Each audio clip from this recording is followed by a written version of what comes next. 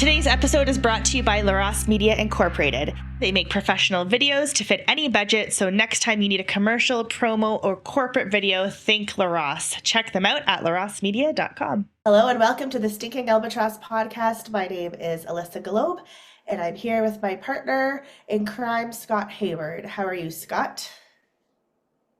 Good, Alyssa. How are you? I'm doing well. I've been sick. I had a sinus infection. I still sort of probably sound stuffed up and going on the 37th week of pregnancy. So, just trucking along. But other than that, I can't complain. Um, I know that we're both getting hit. Leafs had, 6 or 7 games in a row there? They had 8, actually. Thank you very much. No, they had 7. They had 7. They were going on Okay, wow, 8 games in a They were row. going on their 8th, and they lost to Vegas, but then they won to Arizona.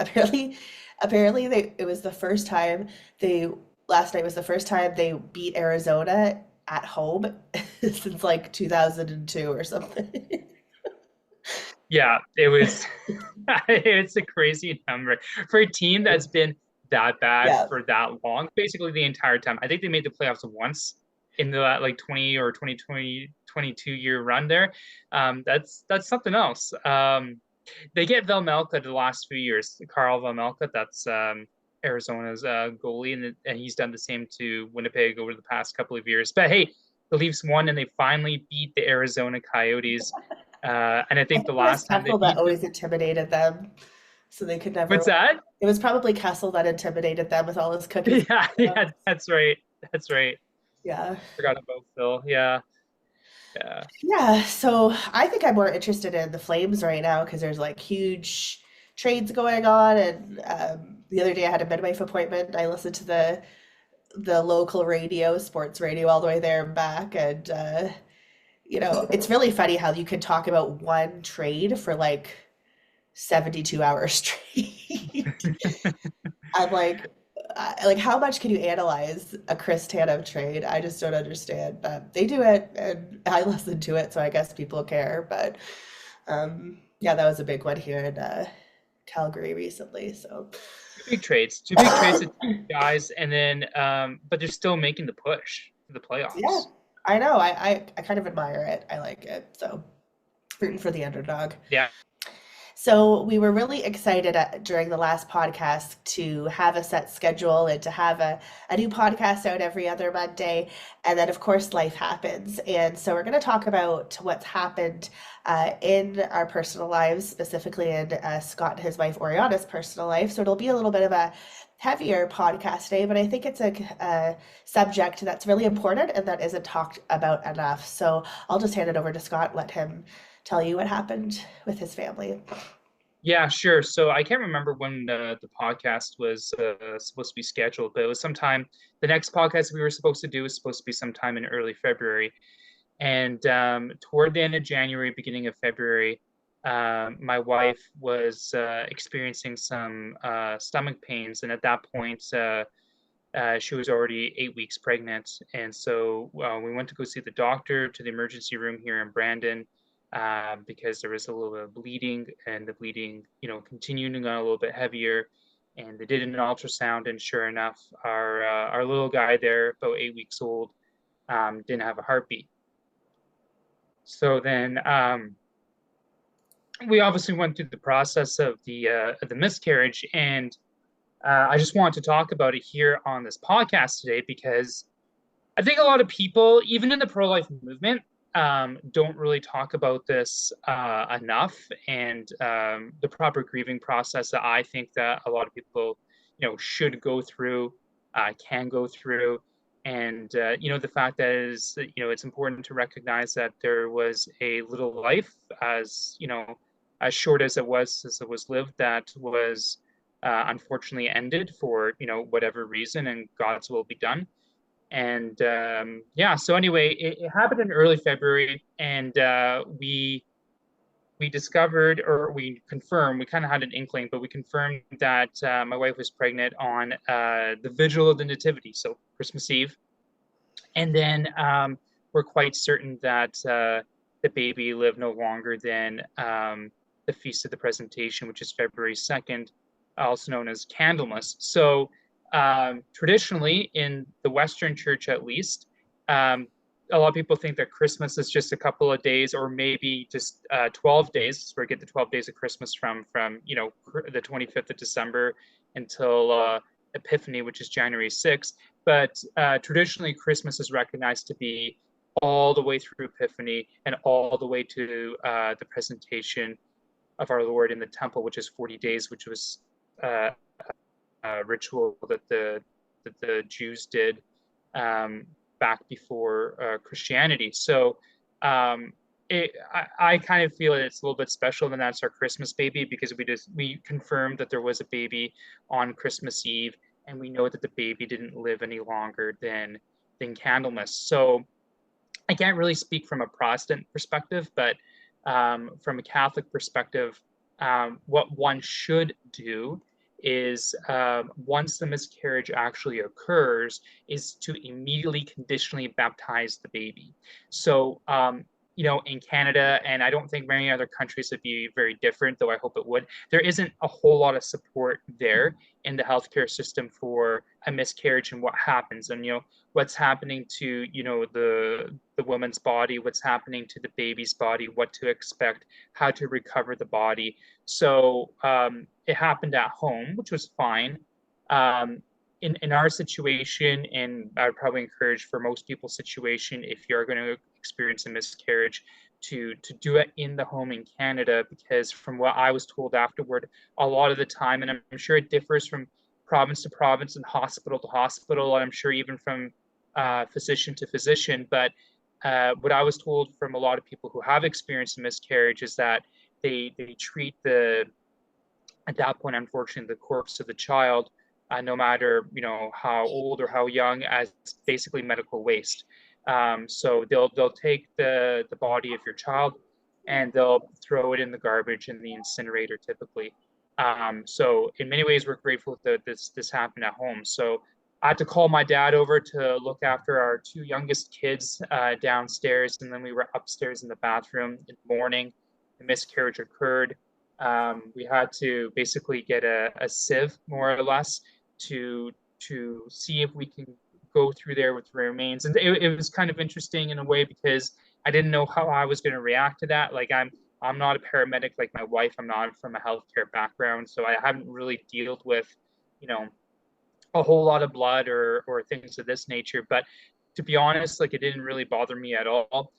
And yeah, so we went through the remains. We were able to find the placenta and the amniotic sac that would be attached to it, open it up very, very, very carefully, search through it, and we were able to recover the body of our child, which was probably half the size of the length of my wedding band there.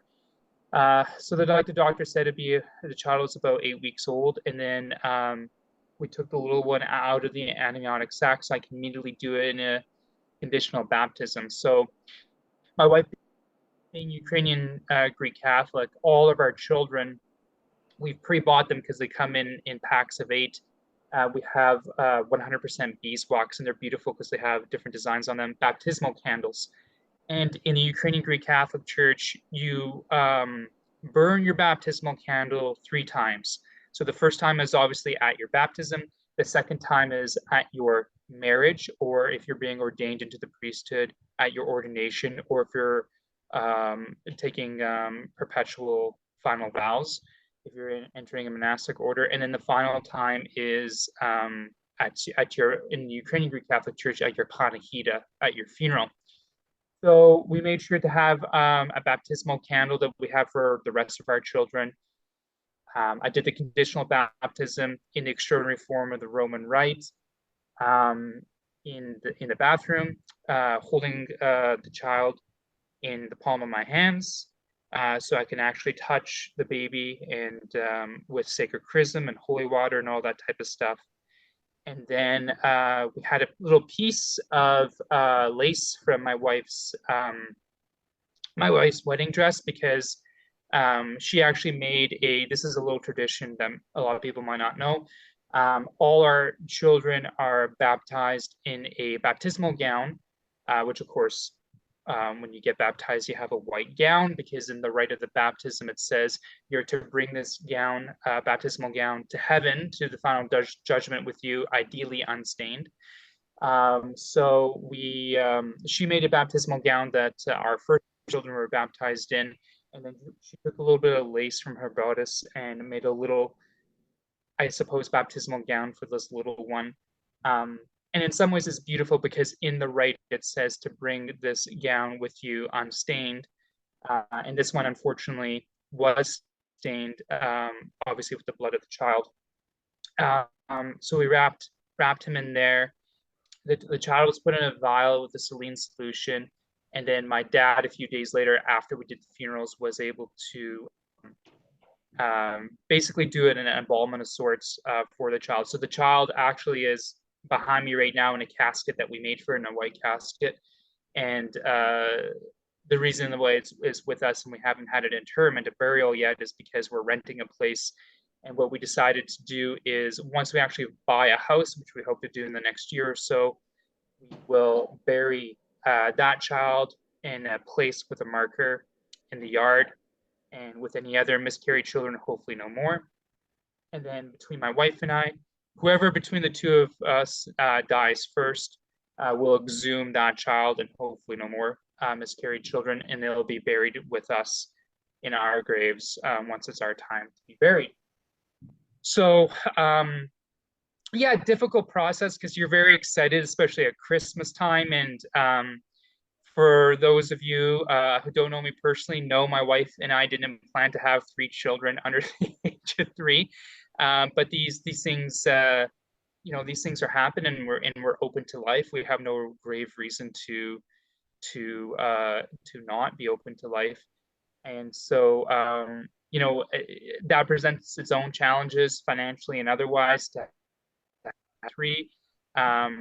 But there's way more excitement than there was anxiety about it. I wouldn't even say there really was any anxiety about it. So it was a very sad, of course, to go through this. We're very grateful because where we are in Brandon, we don't have, unfortunately, as of not yet, the extraordinary form of the Mass in the Roman Rite. But the pastor at my Latin parish in town here, the chancery for the archdiocese, and then the pastor for the parish in Winnipeg that does offer the extraordinary form of the Roman Rite, he came in and did a votive Mass of various needs. So we did some research on that because in the Roman Rite of the Catholic Church, there is no funeral for children who are under the age of reason, which is generally considered to be 7 years old. They don't have a Requiem Mass in the extraordinary form. In the extraordinary form, it is a votive Mass of the angels, because that child has no actual sin, because they don't have reason and the capacity to commit an actual sin. And so when they die, the church assumes that you are singing amongst the choirs of angels and truly is a saint in heaven. However, with a child that's conditionally baptized, because obviously I didn't get to baptize the child while the body was still alive, that is theological.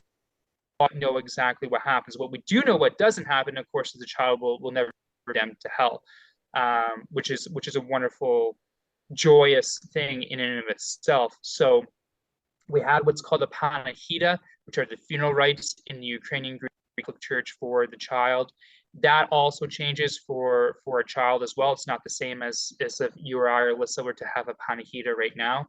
And then later that day, an hour later, we went from the Ukrainian Greek Catholic parish to the Latin parish, where we had a votive Mass of various needs. And then there was a rite of the sprinkling and blessing of the casket afterward. And then we went home with the casket. And then we had a little supper with, it was just my family, like my mom, my dad, my sister, and of course, my wife and I and our children. So that was the process. But one thing I do want to talk about is, we had some mutual friends of ours that went through a miscarriage like just a month or two beforehand. And same thing, it was around the same age, their child. They had a panihida. They buried the child because in the Archdiocese of Toronto, you can actually get plots for inexpensive, if not free, for children, including children who are miscarried. And they made their own little casket as well and things of this nature. But in Canada, like I said earlier, there really isn't any support in the healthcare system, unfortunately, to help women who are going through miscarriages. You know what that process looks like, whether it happens at home, happens at the hospital. And so we found a really, really helpful website that was recommended to us by our mutual friends called Heaven's Gain. They have a 24/7 helpline that you can phone.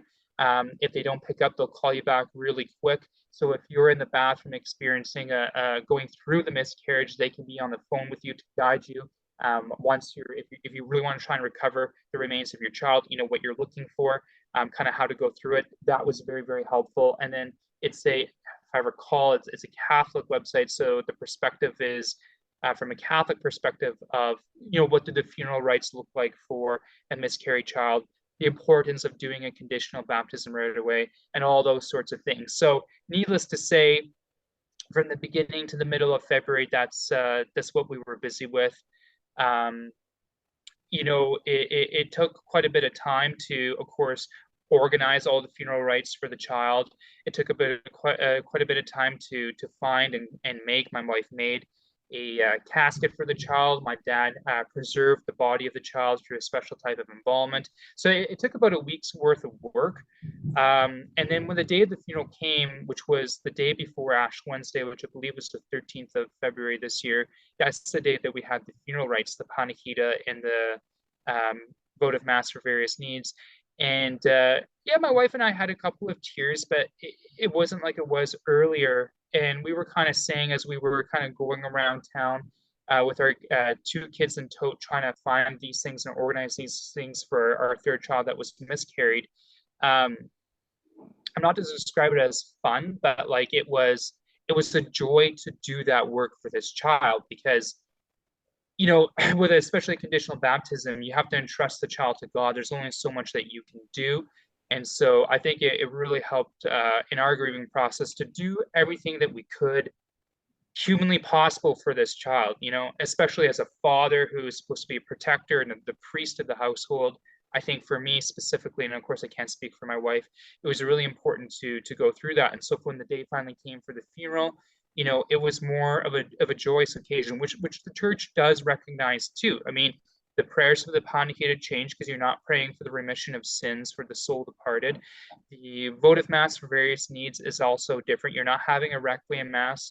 The casket is white, um, all that type of stuff, because we know that this soul is not going to hell. We don't know for sure if the soul is going to go to heaven, but at the very least, it's going to be in some sort of limbo where it will experience as much joy as at least humanly possible, if not hopefully divinely possible as well. So um, anyway, it's not something that I wish upon anyone that's listening to this. I'm sure that other people who are listening to this have gone through this. It's a way more common of a thing that happens and we often talk about.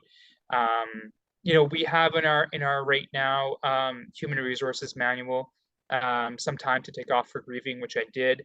I know that this is something that not just conservative governments. I mean, we have to talk about because it's a political podcast. Not just conservative federal or conservative political parties federally and provincially have talked about, or in the case of, I believe, Alberta, and you can correct me if I'm wrong on that, Alyssa, have actually implemented into law of allowing EI leave for grieving for the loss of a child when miscarried. But I know that even the Liberal Party of Canada has talked about that, and I think they've moved something to implement that as well, which is good. So anyway, that was a big reason for the delay in the first half of this month. And then, I mean, if we can talk about it more if you want, Alyssa, but you even had to go through some stuff in your own family that delayed it basically right after this miscarriage, in that your stepfather-in-law passed away from a battle of cancer as well. Yeah, yeah, that was crazy how that happened. Yeah, my stepfather Lyle, But it rains, of course. yes, he had been in hospital for quite a while, since October, September, October, and he was diagnosed with Hodgkin's lymphoma, and and he would get chemo, and then he would get blood infections, and it was just such an ordeal for my poor mother-in-law. And finally, the doctors talked to her and just said like his body's rejecting food and water, and we'd like to make him comfortable, give him palliative care, but the feeding tube and the IV, like the general process of removing those needs to be done. Because even like when the IV was in his arm, it would like pool up, like his body was just rejecting everything. But thankfully, we were there. We drove down to Medicine Hat, and we got to see him twice. And then in the middle of the night, Eric got the call that he had passed, so he went to the hospital. And then we stayed with his mother-in-law for a few days. And I think kids are very healing too in these situations. Like like my daughter's 3 and my son is 1, and they don't know, they don't understand the concept of death. And my daughter kept asking to go see Bebo, and that's what we called him. And it was just kind of nice, just because she was like that bright light where everything was sort of sad, and she would just laugh along and say funny things. And I remember when my own father passed away, that it was like that because I had a sister who was 5 at the time, and she didn't understand either. So kids can be such a bright light in these sort of dark times, and I'm thankful that we had kids around in both those situations. Yeah. Um, but yeah, it's been sort of a dreary last month or so. Um, One thing I do want to mention, and not to put a positive light on your situation at all, but um, a lot of women, including my mom, have had miscarriages where they don't know what's happening. And then by the time they realize, like my mom was losing blood, she passed out. Like you don't have time to think, oh, I need to like recover this body or even be able to do that in any way. And so basically, you just go to the hospital, they heal you up and give you the meds, and you stay there for a couple days, depending on how bad it was. It was bad for my mom. And then you leave, and then that's it, right? Like, it's nice that you actually were able to sort of have these processes that you were able to go through with your family, um, to honor that baby.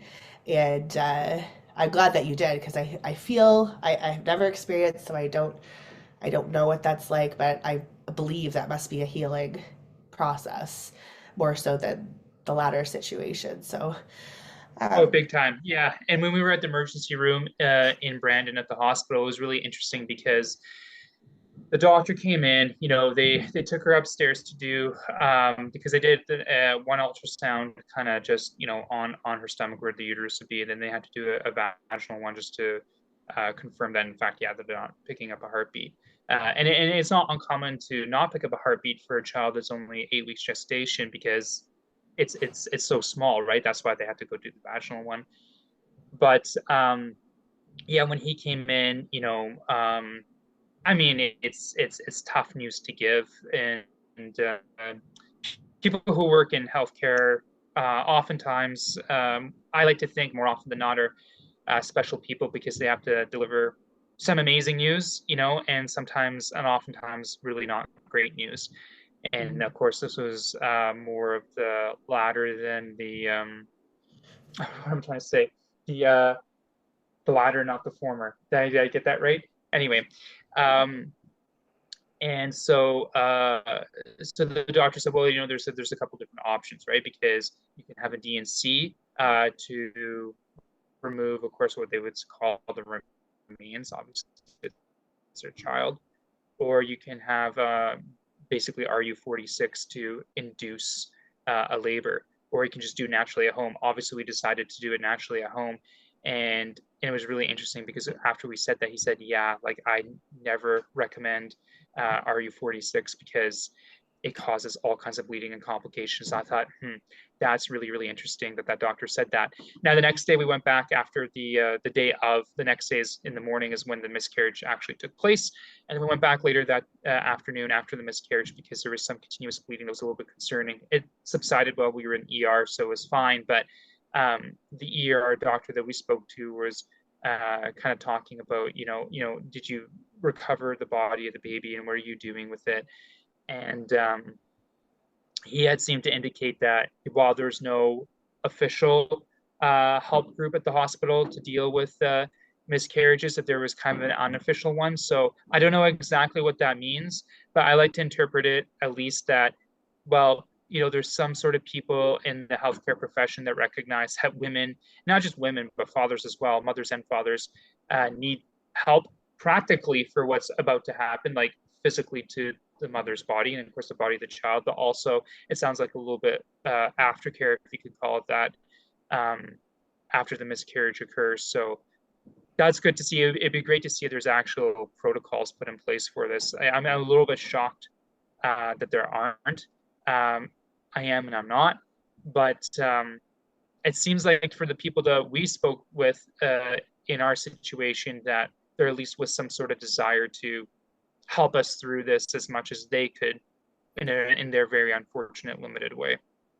Yeah, a few years back, my best friend's sister, Cecilia Everett, she wrote an article about her miscarriage experience, and it kind of went viral, and live action picked it up, and yeah, it got quite a lot of reads just because what happened with her is she went in for her 12-week ultrasound and they told her there was no heartbeat, and so they guesstimated it was there hadn't been a heartbeat for 6 weeks, just based on what they saw.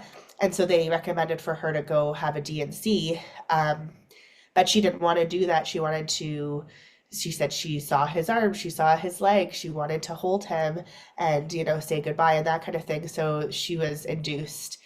She fought and they wouldn't do it at that hospital, but she went to a different hospital and with the help of her midwife, fought for an induction and had to go through the labor pains and everything, and gave, I guess, birth or whatever you want to call it. Like the baby Delivered. came out, Yeah. she delivered. The 12-week, well, I guess it would have been, yeah, I guess roughly, no, it probably was smaller than 12 weeks. But yeah, she got to say goodbye, and then she took a picture, and like the baby is fully formed. It's very small, but like the fingers and the toes and the eyes and the head and everything's there. And and I thought that was really interesting and sort of brave because I mean, I've never really thought about this too in depthly, but I think I would just go along with whatever the doctors told me to do.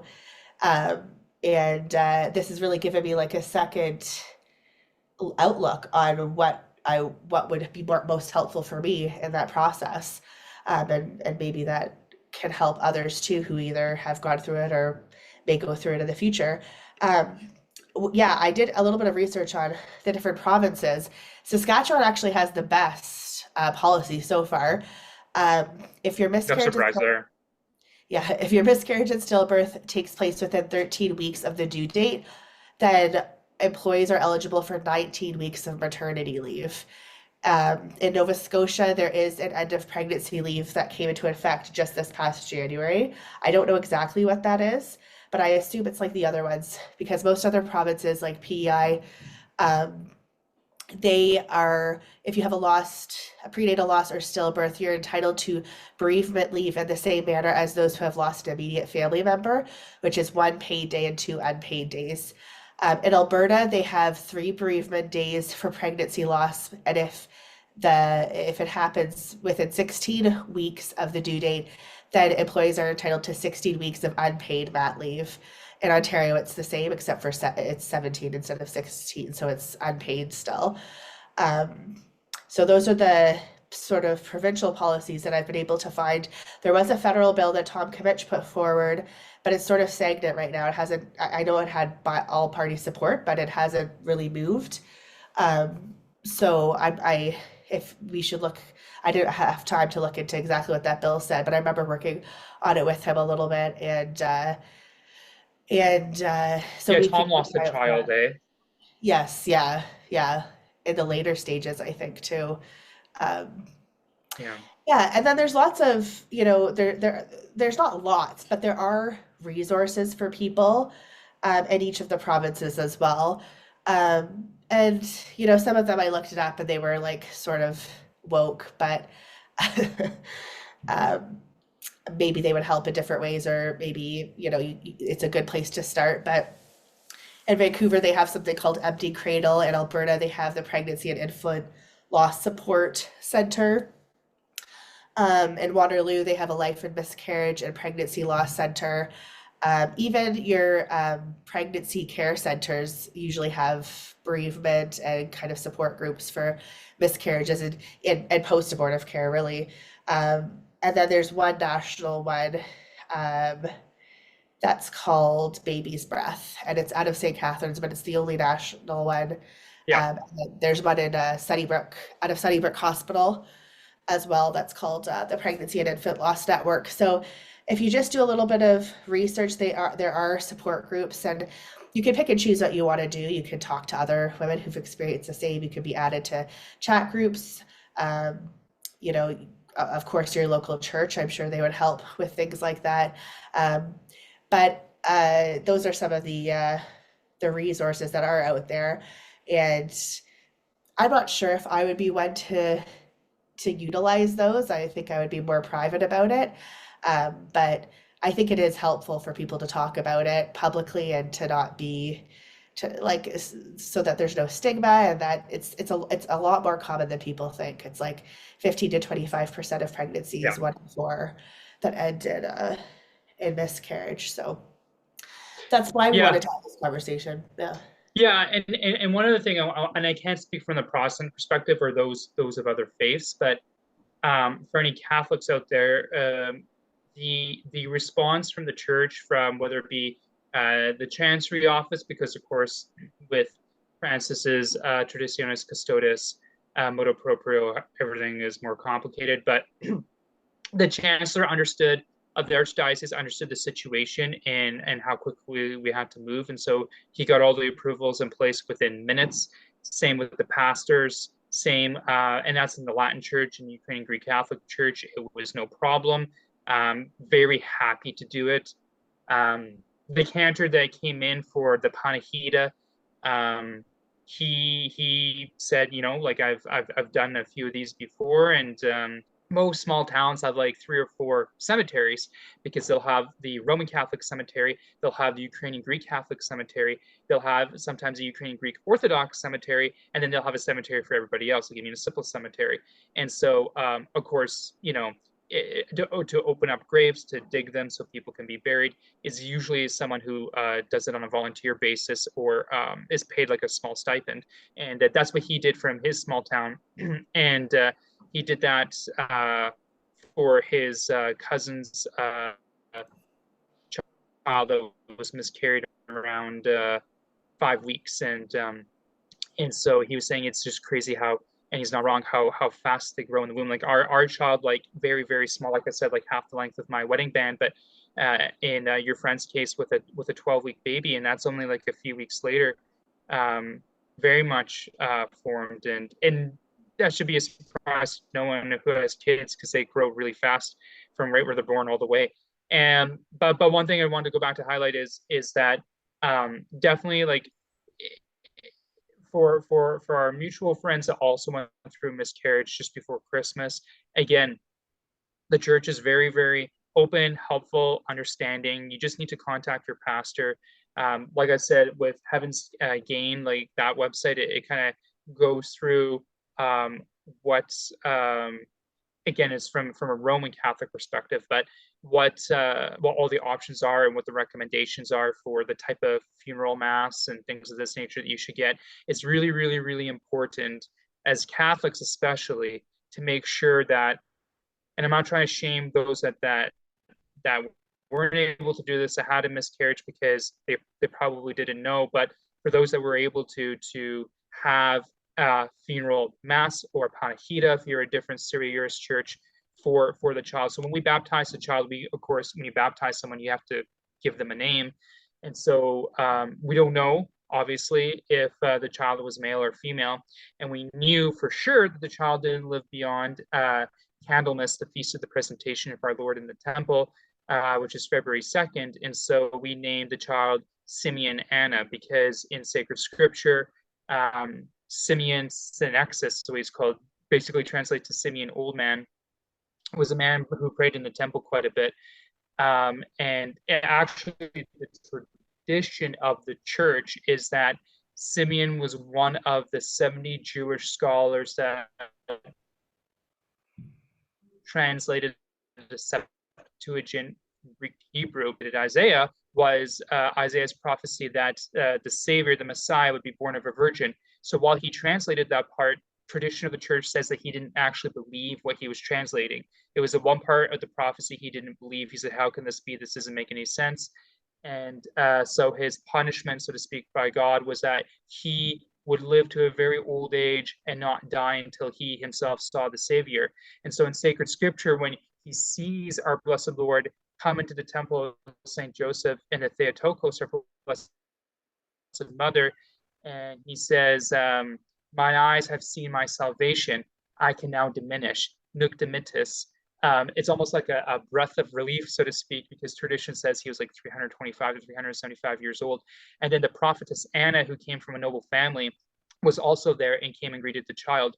And so we named the child Simeon Anna after those two people on that day of the feast day of Candlemas, that we knew that the child for sure didn't live beyond. So it's really, really important, whether you're Catholic or you're Protestant or, of a different faith or of no faith, to have some sort of, I think at least personally, to have some sort of funeral. And even if you're not able to recover the body, you can have a funeral where the body's not present. I mean, this is something that they do for people, for example, who are lost at sea, or people who die in war and they can't recover the bodies. You can still have funerals for bodies that you can't recover, including the bodies of your children. So I just want to highlight that fact because I think that's really important spiritually for your children, spiritually for yourself as parents, but also it's really important to allow yourself to grieve properly and go through that grieving process.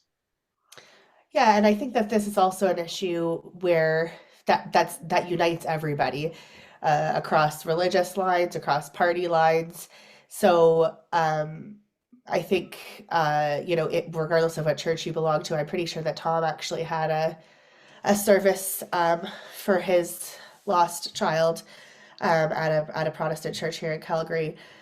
But even people who are not pro-life, they recognize the sadness of miscarriage and and that there should be a grieving process and there should be resources and things like that. So, yeah, I think that it's really important to talk about that stuff because you don't know what people are going through, you don't know what's happening in their personal lives, and maybe if you tell your story or are able to offer some sort of supports that might help someone more than you know. So yeah, I'm really thankful that you were able to share your story, and thank Oriana too. And I hope that she's doing well and better. Um, and yeah, I think that this was an important podcast, even though it's not specifically political, but it was an important podcast to have regardless. So thank you, Scott and Oriana, for sharing your story. Make sure that you check out any resources that we mentioned on this podcast. We can link them on our YouTube channel, and we'll talk to you in a couple weeks. Thanks for listening.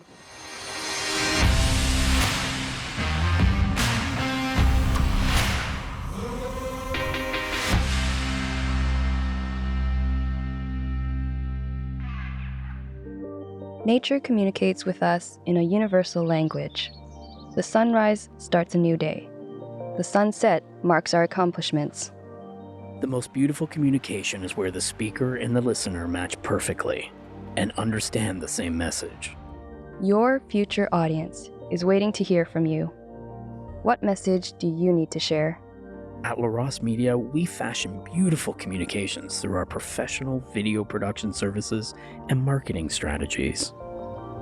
Create your own most beautiful message. Visit larosmedia.com and be sure to check out our extended service options. Dream, produce, market, succeed with LaRosse Media. Serving Canada from coast to coast to coast.